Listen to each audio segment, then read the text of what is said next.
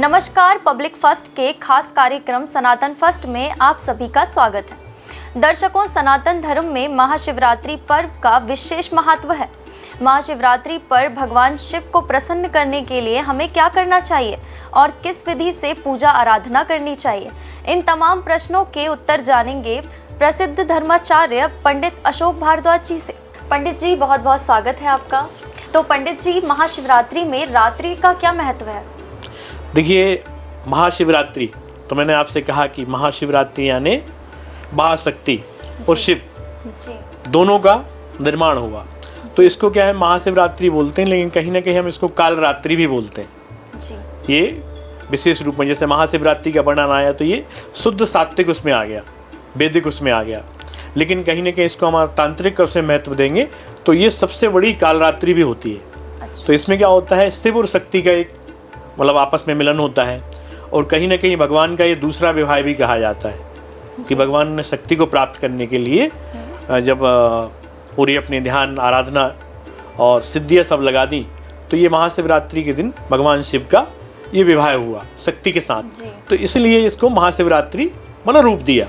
और रात्रि का जहाँ वर्णन आया है तो इसमें क्या होता है कि शिवरात्रि का जो महत्व है तो उसमें किसी प्रकार का कोई विशेष वो नहीं होता है, लेकिन हम लोग सुबह प्रातःकाल से पूजन शुरू कर सकते हैं। और प्रातःकाल जब हम पूजन शुरू करते हैं तो सबसे प्यारा जो मुहूर्त है वो सुबह 8:12 से शुरू हो गया है, जो हमें 11 बजे तक बढ़िया हमारे सुबह की जो दिनचर्या है घर में पूजन पाठ करते हैं वो हम कर सकते हैं। इसके बाद फिर हम दिन में भाई अपना समय निकाल लें, और 2 बजे से 3:30 बजे तक का फिर एक विशेष मुहूर्त है, उससे भगवान शिव की बढ़िया आराधना करें। और फिर शाम के समय जो अपना 5:45 से जो मुहूर्त आ रहा है उसमें आप बढ़िया शिवलिंग निर्माण कीजिए, बढ़िया मिट्टी लीजिए, मिट्टी को बढ़िया गलाइए, उसको बढ़िया शिव का आकार दीजिए, और जब वो शिव का आकार दे देंगे तो उसके साथ शक्ति का भी आकार दीजिए, मतलब शिव शक्ति रूपी स्वरूप एक शिवलिंग तैयार हो जाएगा। फिर उसका पूरा श्रृंगार होगा। आजकल एक से एक आप शिवलिंग देखते होंगे कि जैसे महाकाल में तो डेली श्रृंगार होते ही है, लेकिन कहीं ना कहीं आज जो हम लोगों शहर में आचार्य लोग जो शिवलिंग बना रहे हैं, रुद्राभिषेक करा रहे हैं, वो भी अच्छे अच्छे श्रृंगार करते हैं। तो भगवान शिव और शक्ति का एक बढ़िया मिट्टी का शिवलिंग तैयार किया जाता है, और फिर उसकी पूरा विधिवत रुद्राभिषेक होता है। दूध है, दही है, शहद है, शक्कर है, आपका पंचामृत है, भांग पसंद है, भांग है, धतूरा है, ये भगवान शिव को बढ़िया बारी बारी से लोग उस पर चढ़ाते हैं। और चढ़ाने के बाद बहुत विशेष आनंद आता है, मतलब शिवमय व्यक्ति हो जाता है। जब व्यक्ति शिवमय हो जाता है तो शक्ति का उस पर कृपा प्राप्त होती है, क्योंकि उस दिन शिव शक्ति का मिलन है। तो जब इस महाशिवरात्रि के पर्व को लोग बड़ी श्रद्धा के साथ शिवलिंग निर्माण करें, और भला ही छोटा बनाएं आप, लेकिन पारदर्शी जो शिवलिंग है, मिट्टी का जो शिवलिंग है, उसका एक बड़ा विशेष महत्व कहा गया है कि आप शिवलिंग बनाइए घर में, छोटा है बड़ा है, हाँ, उसको आप व्यवस्थित तरीके से उसका दूध धारा से अभिषेक कीजिए, पंचामृत से अभिषेक कीजिए, दही चढ़ाइए, शहद चढ़ाइए, शक्कर चढ़ाइए। उसको बिल्कुल आप ये मानिए कि हम किसी मतलब जैसे हम लोग स्नान कराते हैं, एक छोटे बच्चे के स्नान कराते हैं, ऐसे ही भगवान को बाल स्वरूप अवस्था में आप बढ़िया ध्यान करके कि हम अपने घर के राजकुमार की शादी है हमारे घर में और हम उसको तैयार कर रहे हैं, तो वैसे ही जैसे उपटन लगाते हैं बढ़िया वो लगाइए और बढ़िया उनको तैयार कर दीजिए, नहला के स्नान करा के भगवान शिव को तैयार कीजिए। तो वो जब व्यवस्थित तैयार हो गए तो फिर उनका आरती वगैरह होगा, पूजन होगा, फिर उसके बाद वो हो जाते हैं अपनी बारात के लिए जाने के लिए। तो बारात जब जाती है तो उस समय उनके लिए फूल मालाएं हैं, अपना बील पत्र है, धतूरे हैं, वो उनको अर्पण कीजिए। और फिर अर्धकालीन, जहाँ आपने कहा कि तंत्र क्या होता है, तो रात्रिकालीन जो तंत्र का महत्व है, तो ठीक जैसे ही अपना 10:45 का समय होगा तो उस अवस्था में जैसे जो तंत्र वाले लोग रहते हैं, ओगड़ लोग रहते हैं, कई क्रियाओं वाले लोग रहते हैं, हठी जो प्रयोग करते हैं, उनके लिए शिव आराधना में जो पहर कहा गया, तो लास्ट का जो पहर कहलाएगा उसमें बड़े का महत्व है। इसमें 1100 बील पत्र आप ले लें, 1100 कमल आप ले लें।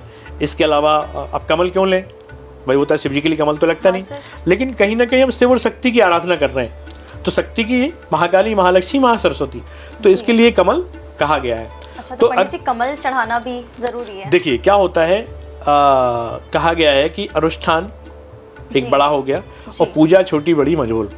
भगवान शिव के लिए किसी भी प्रकार की कोई भी सामग्री की आवश्यकता नहीं होती है। भगवान शिव सिर्फ मानसिक पूजा से प्रसन्न है, कि अगर आपके पास कोई व्यवस्थाएं भी नहीं है। वैसे भी शिव जी को तो भोले जी कहा जाता है, तो उसमें क्या है कि शिव जी को जैसे बोलते हैं कि भोले, तो भोले से मतलब ये कि भोले तो हैं लेकिन ये उग्र भी बहुत हैं। शिवरात्रि का एक ऐसा दिन है कि ये उस दिन तांडव करते हैं, जी। और तांडव जब करते हैं तो तांडव जब बिल्कुल शक्ति में हो जाता है तो शक्ति प्रसन्न हो जाती, तभी इनका ये विवाह स्वरूप मतलब वर्णन आया है कि तब ये शांत हो गए, फिर वो शक्ति से मिलन होता है और विवाह अपना संपन्न करते हैं। जी। तो शिव भोले हैं, लेकिन अगर तृतीय मतलब नेत्र खोल दें तो इनसे बड़ा फिर कोई दुनिया में सृष्टि का संभालने वाला कोई नहीं रहेगा, अगर इन्हें भस्म करने की ठान ली तो। तो ये सरल भी हैं लेकिन कहीं ना कहीं उग्र भी हैं। तो शिव को आराधना में, अब शिव जी का क्या होता है, वो फटाफट सरलता से आशीर्वाद दे देते हैं किसी को भी जी। लेकिन मेरी सबसे बड़ी मतलब अच्छाई है, लेकिन सबसे बड़ी कमी है कि भस्मासुर को दे दिया, किसी भी अन्य को दे दिया तो ये भूल जाते हैं कि यार बाद में क्या होगा। फिर अन्य देवता संभालते हैं कि भैया ये आपने नुकसान कर दिया, अब आप इसको संभालो, शिव जी ही संभालते हैं बाद में। तो इस तरह का है। तो अपन विशेष इस पे आते हैं कि भगवान शिव की महाशिवरात्रि का जो वर्णन है, हम उस पे क्या करें, क्या करने से हमें क्या लाभ है। तो इसमें यह है कि शिवरात्रि के समय आप जो उपास रखना चाहते हैं तो प्रातःकाल संकल्प लें किसी भी एक मनोकामना के लिए कि हम ये कार्य करना चाहते हैं। उस मनोकामना को संकल्प लेके सुबह अपना फास्ट रखें। और शिव जी का फास्ट कोई पूरा टाइम रखते हैं, 24 घंटे का रखते हैं, कुछ लोग 12 घंटे का रखते हैं। 24 घंटे का फास्ट रखते हैं वो कुछ खाते नहीं है ना। देखिए, अब अगर आप उपास रख रहे हैं, किसी संकल्प में रख रहे हैं तो आपको नहीं खाना चाहिए, लेकिन एक संकल्प मात्र से, एक निष्काम भाव से रख रहे हैं, नहीं खाया जाता। देखिए क्या होता है, उपास अगर हम रख रहे हैं तो उपास में अगर आप संकल्प के लिए रख रहे हैं तो संकल्पित अगर हम कार्य कर रहे हैं तो हम कुछ भी नहीं लेंगे, जल चाय के अलावा फिर हमें कुछ नहीं लेना चाहिए। लेकिन अगर हम सिर्फ निष्काम भाव से कर रहे हैं तो फिर आप जल भी ले सकते हैं, दूसरे टाइम फलाहार भी ले सकते हैं, उसमें किसी प्रकार की कोई दिक्कत नहीं आती है। मतलब दोनों है, मतलब निष्काम भाव या किसी कार्य भाव से। तो हम किसी कार्य भाव से जहाँ उस पर आते हैं, अगर हम संकल्प करते हैं, कोई पूजा पाठ कराते हैं, तो आप घर में बैठे हैं, आप अपने किसी एक उसके लिए, लोग क्या है दर्जनों संकल्प मन में ले लेते हैं, दर्जनों का नहीं लेना चाहिए, इस पर आपका कोई भी संकल्प पूरा नहीं होगा। आप किसी एक व्यक्तिगत कोई संकल्प लीजिए।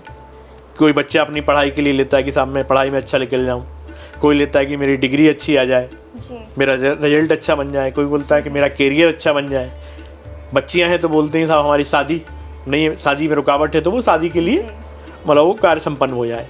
तो इन सब के लिए आप बढ़िया तरीके से आप अपना उपास कीजिए, और उपास करने के बाद रात्रि आप दूध खिचड़ी वगैरह फलाहार में ले सकते हैं। और फिर शाम को 10:52 से आप अपने पास अगर किसी कामना से कर रहे हैं तो बेलपत्र रख लें, धतूरे रख लें, भांग रख लें, दूध दही शहद शक्कर पंचामृत ये सब पूरा बना के रख लीजिए, और भगवान शिव को बिल्कुल भाव के साथ आप अर्पण कीजिए, अभिषेक करिए। अभिषेक करने के बाद फिर आप उन पर जो 108 बेलपत्र हैं, तो ओम शिव शक्ते नमः, एक ये मंत्र हो गया, दोनों का हो गया है।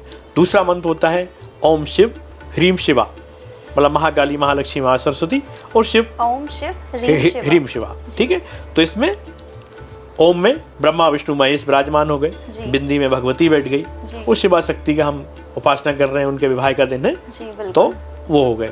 तो इसमें ओम शिव ह्रीम शिवा, इस मंत्र का कोई बड़ा मंत्र नहीं है।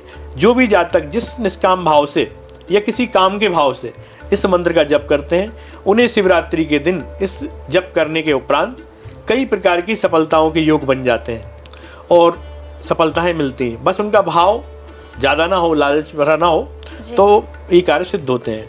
तो इसमें जरा सा वर्णन है कि आप भगवान का पूरा पंचामृत से अभिषेक कराइए। अभिषेक कराने के बाद उनको धूप दीप दीजिए, नैवेद्य दीजिए, और जो आपके पास 108 बेलपत्र हैं, उन 108 बेलपत्र को आम जो मैंने मंत्र बताया ओम शिव शक्ते नमः मंत्र से पूरा 108 जप कीजिए, वो बेलपत्र अर्पण कर दीजिए। बेलपत्र कभी खराब नहीं होते हैं। पुनः वो बेलपत्र उठाइए, उनको जल से, नर्मदा जल है या सादा जल है, उनको आप धो लीजिए, और धोने के बाद मैंने जो आपको मंत्र बताया ओम भ्रीम, इसमें उल्टा जोड़ दीजिए, ओम भ्रीम ओम शक्ते नमः, इसका आप जप कीजिए, और फिर वो 108 बेलपत्र पुनः चढ़ा दीजिए। ऐसे आपको क्रम करते करते शिव जी के जो जो मंत्र आपको याद हैं, ठीक, उन मंत्रों से 1100 बेलपत्र शिव को अर्पण कीजिए। तो कहा गया है काशी वास निवासनम काल भैरव पूजनम कोटि कन्या महादानम या एकद बेलपत्रम शिवार्पणम। आप काशी में निवास कर लो, करोड़ों संख्या में कन्याओं के विवाह कर लो, या करोड़ों मुद्रा आप दान कर लो, और या आपके पास कुछ भी नहीं है तो आप काशी, मतलब बोलते हैं काशी विश्वनाथ महाकालेश्वर स्वरूप, उनका नाम लेके एक बेलपत्र सिर्फ शिव को अर्पण कर दो तो आपको करोड़ों जन्मों तक पुण्य प्राप्त होता है। तो इसमें किसी प्रकार की कोई भी शंका नहीं है। शिव की आराधना सब लोग बढ़िया तरीके से करिए, छोटे रूप में करिए, बड़े रूप में करिए, किसी प्रकार का कोई नहीं है। शिव शक्ति के रूप में विराजमान रहेंगे, उनके विवाह का महोत्सव है, तो आप बढ़िया तरीके से पूजन करिए सभी भक्तगण और आनंद लीजिए। पंडित जी, आपका कहना है भोले जी बड़े ही भोले हैं, तो उनकी पूजा आराधना भी भोले मन से ही करना चाहिए। देखिए भगवान क्या है, जो भोले हैं तो भोले वो किन के लिए हैं, जो भक्त भोले हैं उनके लिए जी। ठीक, हर किसी के लिए भगवान से भोले नहीं है जी, मतलब वो उनके अलग रूप हैं। अच्छा। भाई ब्रह्मा विष्णु महेश जो हम मानते हैं तो कहीं ना कहीं वो सब शिवमय है जी। भाई, रूप अलग अलग हैं, सृष्टि के जो है रचयिता हैं, किसी को कोई कार्यभार दे दिया, तीनों कार्यभार बटे।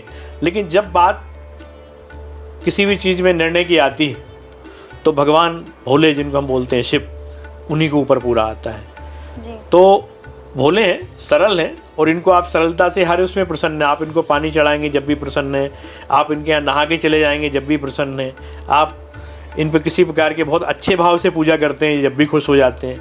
बस ये है कि जिसके पास जो भाव है, सिर्फ देने बैठे हैं, औगड़दानी है और आपके अंतरात्मा बस अच्छी हो, प्रसन्नता भरी हो, निष्काम भाव हो, तो भोलेनाथ है वो सबको देते हैं। तो पंडित जी, महाशिवरात्रि पर भगवान शिव और माता पार्वती की कृपा प्राप्त करने के लिए क्या करना चाहिए? देखिए, अब कृपा प्राप्त करने का ये जो है, तो कृपा हम किस भाव से कर रहे हैं।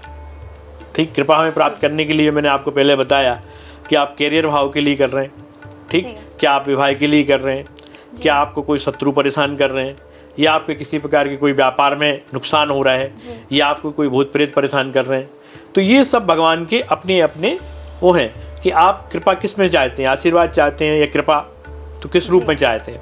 तो इनका सब अलग अलग वर्णन है कि जिस रूप में आप, जिस तरह से भगवान शिव को आप प्राप्त करना चाह रहे हैं, उनकी कृपा चाह रहे हैं, वैसा आप उपाय करते रहिए तो प्रभु आपकी समस्त समस्याओं का हल करते हैं। और भगवान शिव के लिए कहीं कुछ भी नहीं हो तो एक बेलपत्र आप चढ़ाइए, उससे भी आप पे कृपा शिव की प्राप्त हो जाएगी। तो पंडित जी, बहुत बहुत धन्यवाद आपका, आपने हमें महाशिवरात्रि का विशेष महत्व अवगत किया। तो दर्शकों, आप सभी महाशिवरात्रि पर आराधना कर भगवान शिव और माता पार्वती की विशेष कृपा प्राप्त कर सकते हैं। इन्हीं शुभकामनाओं के साथ नमस्कार, देखते रहिए पब्लिक फास्ट सर्वदा भारतीय।